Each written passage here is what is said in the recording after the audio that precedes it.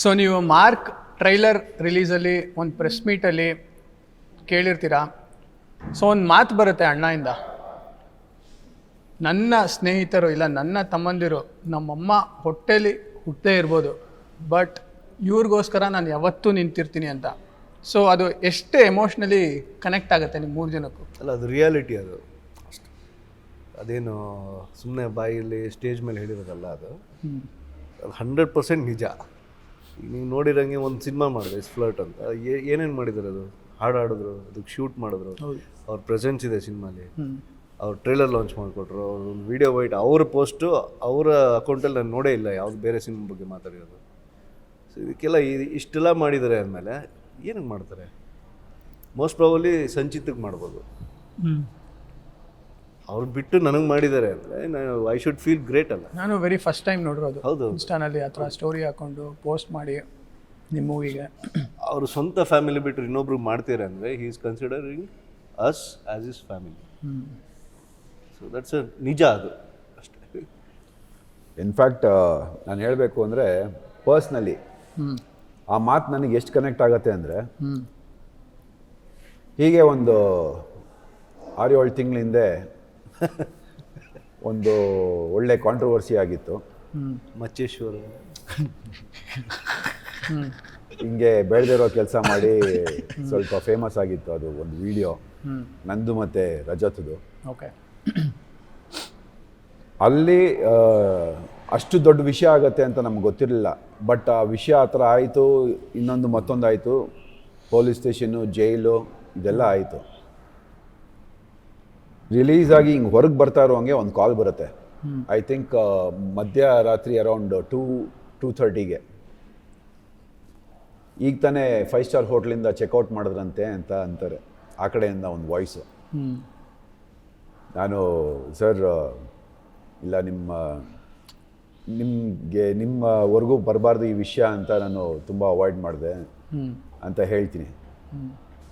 ಬನ್ನಿ ಮನೆಗೆ ಅಂತ ಕರೀತಾರೆ ರಾತ್ರಿ. ಕರೆಕ್ಟ್. ಅದಾದಮೇಲೆ ನನಗೆ ಗೊತ್ತಾಗತ್ತೆ, ನಾನು ಎಕ್ಸ್ಪೆಕ್ಟೇ ಮಾಡಿರಲಿಲ್ಲ. ನಾನು I am no one to him, but then ಬ್ಯಾಕ್ಗ್ರೌಂಡ್ನಲ್ಲಿ ಎಷ್ಟು ಕೆಲಸ ಮಾಡಿದ್ದಾರೆ, ಎಷ್ಟು ಕಾಲ್ಸ್ ಮಾಡಿದ್ದಾರೆ, ಲೀಗಲಿ ಏನೇನು ಹೆಲ್ಪ್ ಮಾಡಬೇಕು, ಒಂದು ಲಾಯರಿಂದ ಹಿಡಿದು ಪ್ರತಿಯೊಂದು ಮತ್ತೊಂದು ಇನ್ನೊಂದು ಅಂತ, without even asking he stood by me. ನನಗೋಸ್ಕರ, ನನ್ನ ಫ್ಯಾಮಿಲಿಗೋಸ್ಕರ, ನನ್ನ ಫ್ಯಾಮಿಲಿ ಎಷ್ಟು ಟೆನ್ಷನಲ್ಲಿದ್ದರು ಅವ್ರನ್ನ ನೋಡಿಕೊಂಡು ಅಕ್ಷತಾನು ಕಾಲ್ ಮಾಡ್ತಾನೆ ಇದ್ರು ಅಣ್ಣಾಗೆ. ಸೊ ಅದನ್ನೇ ಹೇಳ್ತಾ ಇರೋದು, ಹಿ ಹಸ್ ಟೇಕನ್ ಅಕ್ಷೂಸ್ ನಂಬರ್. ಸರ್ ಹೇಗೆ ಅಂದರೆ, he make sure when he considers ನಮ್ಮನ್ನೆಲ್ಲ ಫ್ಯಾಮಿಲಿ ಅಂದಾಗ ನಮ್ಮ ಫ್ಯಾಮ್ಲಿನೂ ಅವ್ರ ಫ್ಯಾಮ್ಲಿ ಥರ ಟ್ರೀಟ್ ಮಾಡ್ತಾರೆ. And he made sure everyone were comfortable. ಏನೂ ಆಗೋದಿಲ್ಲ, ಬರ್ತಾರೆ, ತಲೆ ಕೆಡ್ಸ್ಕೊಂಬೇಡಿ, I am there for you ಅನ್ನೋದೊಂದು ಮಾತು ನನಗೆ ಪರ್ಸ್ನಲಿ ತುಂಬ ತುಂಬ ಅಟ್ಯಾಚ್ ಆಯ್ತದು. ವೆನ್ ಯು ಸೇ ಸರ್ ಮೊನ್ನೆ ಆ ಸ್ಟೇಟ್ಮೆಂಟ್ ಕೊಟ್ಟಾಗ ಅದು ನನಗೆ ತುಂಬ ತುಂಬ ಫೀಲ್ ಆಗಿದೆ, because I have gone through that. That is my experience. ಅಣ್ಣ ನಿಮಗೆ? ಅಂದರೆ ಎಲ್ಲೋ ಮಾಲೂರಲ್ಲಿ ಒಂದು ಪುಟ್ಟ ಹಳ್ಳಿ, ಚಳಗನಹಳ್ಳಿನಲ್ಲಿ ನೀರು ಕಟ್ಕೊಂಡು ತೋಟದ ಕೆಲಸ ಮಾಡಿಕೊಂಡು ಅಲ್ಲೇನೋ ಕುರಿ ಮೇಯಿಸ್ಕೊಂಡಿದ್ದವನು, ಆವತ್ತು ಒಂದು ಡ್ರೀಮ್ ಇರುತ್ತೆ ಗೊತ್ತಾ, ಇಂಥವ್ರು ನೋಡಬೇಕು, ಅಟ್ಲೀಸ್ಟ್ ಹತ್ತಿರದಿಂದ ನೋಡಬೇಕು ಅನ್ನೋ ಫೀಲಿಂಗಲ್ಲಿ ಇರ್ತೀವಿ. ಕಲಾವಿದನಾಗಿ ಆಯ್ಕೆ ಆಗ್ತೀನಿ, ಕಲಾವಿದನಾಗಿ ಒಂದಷ್ಟು ಸಿನಿಮಾಗಳು ಮಾಡ್ತಿರ್ಬೇಕಾದ್ರೆ ಅವ್ರ ಜೊತೆನೇ ಸಿನಿಮಾ ಮಾಡ್ತೀನಿ, ಅವ್ರ ಜೊತೆನೇ ಶೇರ್ ಮಾಡ್ತೀನಿ ಸ್ಕ್ರೀನ್ಸ್ ಎಲ್ಲ ಅಂತ ಅಂದಾಗ ಅದು ಸಿನಿಮಾಗೆ ಅಂತ ಸೀಮಿತ ಆಗೋಗುತ್ತೆ. ಬಟ್ ಅದನ್ನು ಬಿಟ್ಟು ನಮ್ಮ ಬಗ್ಗೆ ಕಾಳಜಿ ವಹಿಸಿ ಏನು ಮಾಡ್ತಿದ್ದೀಯ ಅಂತ ಕೇಳಿ, ಫ್ಯಾಮಿಲಿ ಏನು ಮಾಡ್ತಿದ್ದಾರೆ, ಹಿಂಗೆ ಹೋಗಬೇಕು ಅಂದರೆ, ಇವತ್ತು ಯಾರಾದರೂ ಕಷ್ಟ ಅಂತಂದಾಗ ಒಂದು 10 ಲಕ್ಷ ಕೊಟ್ಬಿಟ್ರೆ 10 ಲಕ್ಷ ಖಾಲಿ ಆದಮೇಲೆ ಮುಗ್ದೋಗುತ್ತೆ. ಬಟ್ 10 ಲಕ್ಷ ಅಲ್ಲ, ನಿನ್ನ ಕೈಯಲ್ಲೇ ನೀನೇ 10 ಕೋಟಿ ದುಡಿಯೋ ಥರ ಆ ದಾರಿ ಹೇಳ್ಕೊಡ್ತಾರೆ ಗೊತ್ತಾ. ಅದು ಸ್ವಂತ ಮನೇಲಿ ಅಂದರೆ ಸ್ವಂತ ಸುಮಾರು ಜನ ಅದನ್ನು ಹೇಳ್ಕೊಡಲ್ಲ. ಅಣ್ಣ ತಮ್ಮಂದಿರು ಇರ್ಬೋದು ಅಥವಾ ಸುಮಾರು ಜನ ರಿಲೇಟಿವಲ್ಲೇ ಹೇಳ್ಕೊಡಲ್ಲ. ನಿನಗೆ ಆ ದಾರಿ ಗೊತ್ತು, ಈ ದಾರಿನಲ್ಲಿ ಹೋಗು ಅಂತ ಹೇಳಿ ನೀನು ದುಡಿ, ನೀನು ನೋಡ್ಕೋ, ಅಪ್ಪ ಅಮ್ಮನ ಚೆನ್ನಾಗಿ ನೋಡ್ಕೋ ಅನ್ನೋ ರೀತಿ ಇದೆಯಲ್ಲ. ನಂಗೆ ಅವೆಲ್ಲನೂ ಯಾರಿಗೂ ಇಷ್ಟು ವರ್ಷ ಯಾರು ಹೇಳ್ಕೊಟ್ಟೇನೆ ಅಂದರೆ ನಮ್ಮ ಸುತ್ತಮುತ್ತ ನೋಡ್ತೀವಲ್ವ, ಒಂದಷ್ಟು ಜನ ನೋಡಿದಾಗ ಮಂಜುಗೆ ಇವತ್ತು ಪೇಮೆಂಟ್ ಆಯಿತಾ, ಮಂಜು ಹತ್ರ ದುಡ್ಡಿದೆಯಾ, ಇವತ್ತು ಹೆಂಗೆ ಖರ್ಚು ಮಾಡಿಸ್ಬೇಕು, ಹೆಂಗಿರಬೇಕು ಜನ, ಅವನಿಗೆ ಜೈಕಾರ ಹೇಳಬೇಕು, ಅವನ ತಪ್ಪುಗಳು ಯಾವುದೂ ಕಂಡುಹಿಡ್ದಿರ ಯಾಕೆ ಹೇಳಬೇಕು ಅನ್ನೋ ಸಮಾಜದಲ್ಲಿ ಒಬ್ಬರು ಬಂದು ನಮಗೆ ಅಂತ ನಾವು ಏನು ಮಾಡ್ತಿದ್ದೀವಿ, ಏನು ತಪ್ಪು ಸರಿಗಳನ್ನ ಅದನ್ನು ತಿದ್ದೋದು ಇರ್ಬೋದು, ಅದನ್ನು ಹೇಳ್ಕೊಡೋದು ಇರ್ಬೋದು. ಅವೆಲ್ಲನೂ ತುಂಬಾ ಖುಷಿ ಅನಿಸುತ್ತೆ. ಅದಾದಮೇಲೆ ರೀಸೆಂಟಾಗಿ ನಾನು 1 ವೀಕ್ ಬಿಗ್ ಬಾಸ್ ಮನೆಗೆ ಹೋಗಿ ಬಂದೆ.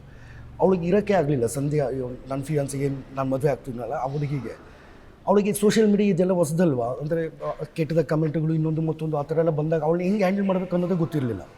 ಅಂದರೆ ಮನೆಯಿಂದ ಆಚೆ ಬಂದ ಕೂಡಲೇ ಬಂದು ಅದು ಮಾಡ್ತಾಳೆ, ಕಣ್ಣಲ್ಲಿ ನೀರು ಹಾಕ್ತಾಳೆ, ಹಿಂಗೆಲ್ಲ ಏನಕ್ಕೆ ಅಂತ ಅಂದವಾಗ ಅವಾಗ ಅಣ್ಣ ನನಗೂ ಏನು ಹೇಳಬೇಕು ಏನೋ ಅನ್ನೋದು ಗೊತ್ತಿರಲಿಲ್ಲ. ಅವಾಗ ಅಣ್ಣಂಗೆ ಹೇಳ್ತೀನಿ, ಅಣ್ಣ ನೋಡಿ ಇವಳು ಈ ಥರ ಅಂದವಾಗ ಆ ಅಣ್ಣ ಅವ್ರಿಗೆ ಅರ್ಥ ಹಂಗೆ ಹೇಳ್ತಾರಲ್ವ, ಹೇಳಿದವಾಗ ಅವಳಿಗೂ ಅಂದರೆ ಅವೆಲ್ಲನೂ ಖುಷಿ ಅನಿಸುತ್ತೆ. ನಾನು ಭಯಪಡೋದು ಇಬ್ಬರಿಗೆ ಆ್ಯಕ್ಚುಲಿ ನನ್ನ ಲೈಫಲ್ಲಿ. ನಮ್ಮ ತಂದೆ ತಾಯಿ ಬಿಟ್ಟರೆ ಅಂದರೆ ಭಯಪಡೋದು, ರೆಸ್ಪೆಕ್ಟ್ ಆ ಥರದ್ದು. ಇನ್ನೊಂದು ಅಣ್ಣಂಗೆ, ಅಂದರೆ ನಾನು ಏನಾದರೂ ತಪ್ಪು ಮಾಡಿಬಿಟ್ರೆ, ಇವತ್ತೇನಾದರೂ ಇಂಡಸ್ಟ್ರಿನಲ್ಲಿ ಇದ್ದೀನಿ ಅಥವಾ ಪರ್ಸನಲ್ ಲೈಫಲ್ಲಿ ನಾನು ಏನಾದರೂ ತಪ್ಪು ಮಾಡಿಬಿಟ್ರೆ ಅವರು ನಮ್ಮನ್ನು ಎತ್ತಿ ಮೆರೆಸ್ತಿದ್ದಾರೆ. ಅಂದರೆ ಇವಾಗ ನೀವು ಹೇಳ್ದಂಗೆ ನಮ್ಮ ತಾಯಿ ಹೊಟ್ಟೆನಲ್ಲಿ ಹುಟ್ಟದೇ ಇರ್ಬೋದು, ಇವರೆಲ್ಲ ನಮ್ಮ ಅಂತ ಹೇಳಿದಾಗ ಅವ್ರಿಗೆ ನಾವು ಅದೇ ರೀತಿ ರಾಯಲ್ಟಿನಲ್ಲಿ ಅಂದರೆ ಅದೇ ರೀತಿ ಇರಬೇಕು ಅನ್ನೋದು ಇನ್ನೂ ಜವಾಬ್ದಾರಿ ನಮಗೆಲ್ಲ ತುಂಬಾ ಜವಾಬ್ದಾರಿ, ತುಂಬಾ ಅದೆಲ್ಲ ರೆಸ್ಪೆಕ್ಟು ಅವೆಲ್ಲನೂ ಜಾಸ್ತಿ ಆಗುತ್ತೆ. ಯಾಕಂದರೆ ಒಬ್ಬರು ಅಡುಗೆ ಮಾಡಿ ನಮಗೆ ಊಟ ಬಡಿಸ್ತಾರೆ ಅಂದರೆ ಆ ಪೇಷನ್ಸಿಗೆ ಮೆಚ್ಚಲೇಬೇಕು. ಟೈಮ್ ಅಂತೂ ನೋಡಲ್ಲ, ಯಾವುದೋ ಒಂದು ದುಡ್ಡಿದೆ ಅಂತ ಹೇಳಿ ಹೋದಾಗೆಲ್ಲ ಅಡುಗೆ ಮಾಡ್ಕೊಡ್ತಾರೆ. ಯಾಕಂದ್ರೆ ದುಡ್ಡಿದೆ ಅಂತ ಹೇಳ್ಬಿಟ್ಟು ಎರಡು ಹೋಟ್ಲಿಗೆ ಕಾಲ್ ಮಾಡಿದ್ರೆ ಅವ್ರಿಗೆ ಯಾರು ಕರ್ನಾಟಕದಲ್ಲಿ ಯಾರು ರೆಸ್ಟೋರೆಂಟಿಗೆ ಕಾಲ್ ಮಾಡಿದ್ರು ಇಡೀ ಇಂಡಿಯಾದಲ್ಲಿ ಆ ರೆಸ್ಟೋರೆಂಟಿಂದ ಊಟ ಬರುತ್ತೆ. ಬಟ್ ಅವರೇ ಉಪ್ಪು ಹಾಕಿ ಅವರೇ ನಿಂತ್ಕೊಂಡು ಕುಕ್ಕರ್ ಹತ್ರ ಅವರೇ ಊಟ ಬೇಯಿಸಿ ಅವರೇ ತೊಗೊಂಬಂದು ಮಕ್ಕಳ ಬರ್ರಿ ತಿನ್ರಿ ಅಂತ ಪ್ಲೇಟಿಗೆಲ್ಲ ಹಾಕ್ಬಿಟ್ಟು ಯಾರಿಗೆ ಈ ಕಾಲದಲ್ಲಿ ನಮ್ಗೆ ನಾವೇ ಮಾಡ್ಕೊಡಲ್ಲ ಬಾಸ್. ನಿಜ, ನಾವೇ ಯಾವುದೋ ಒಂದು ಆನ್ಲೈನ್ ಏನೋ ಒಂದು ಹೋಟ್ಲಲ್ಲಿ ಬುಕ್ ಮಾಡ್ಕೋತೀವಿ, ತಿಂತೀವಿ. ಅಡುಗೆ ಮಾಡಕ್ಕೆ ಬರಬೇಕು ಅದಕ್ಕೆ. ಅಲ್ಲ ಬರುತ್ತೆ ಬೈ, ಆದ್ರೂ ಮಾಡ್ಕೊಡಲ್ಲ. ಹಂಗೆ ಬರುತ್ತೆ ಆದರೂ ಮಾಡ್ಕೊಡಲ್ಲ. ಅಂಥದ್ರಲ್ಲಿ ಅವರಾಗಿರ್ಬೋದು, ಪ್ರಿಯಾ ಮೇಡಮ್ ಆಗಿರ್ಬೋದು, ಸಾನ್ವಿ ಇರ್ಬೋದು, ಇದು ಸಂಚಿ ಇರ್ಬೋದು, ಅವರೆಲ್ಲರೂ ಫ್ಯಾಮಿಲಿ. ಅಮ್ಮ ಇದ್ದವಾಗ ಮಾತಾಡಿಸ್ತಿದ್ದೆ, ಅಪ್ಪ ಇರ್ಬೋದು ಸಂಜೀವ್ ಅಪ್ಪ, ಅವ್ರು ಮಾತಾಡಿದವಾಗ ಅವ್ರ ಪ್ರೀತಿ, ಅವರು ಎಲ್ಲ ರೀತಿಯಲ್ಲೂ ಅದೇ ಇಲ್ಲಿ ಕೂತ್ಕೊಂಡು ಮಾತಾಡ್ತಿದ್ದೀನಿ ಅಂದರೆ ಇದೆಲ್ಲ ಓಡ್ತಿದೆ. ಅಂದರೆ ನಾವು ಕಂಡ ಮಾರ್ಕ್ ಅಂತಿದೆ, ಅದು ನಾವು ಕಂಡ ಮಾರ್ಕಲ್ಲ. ಆ್ಯಕ್ಚುಲಿ ಅವ್ರು ಕಂಡಿದ್ದು ನಮ್ಮ ಹತ್ರ ಮಾರ್ಕ್ಗಳು. ನಮ್ಮ ಮಾರ್ಕ್ಗಳು ಏನು, ಆ ಮಾರ್ಕ್ಗೆ ಎಲ್ಲಿ ಸ್ಟಿಚ್ ಹಾಕಬೇಕು, ಏನಾಗಬೇಕು, ಆ ಮಾರ್ಕಲ್ಲಿ ಎಲ್ಲಿ ಅಳಿಸ್ಬೇಕು ಏನು ಅನ್ನೋದು. ಇದೇ ಸಂದರ್ಭದಲ್ಲಿ ಇನ್ನೊಂದು ಕ್ವಶನ್ ಬರ್ತಾ ಇದೆ ನನಗೆ.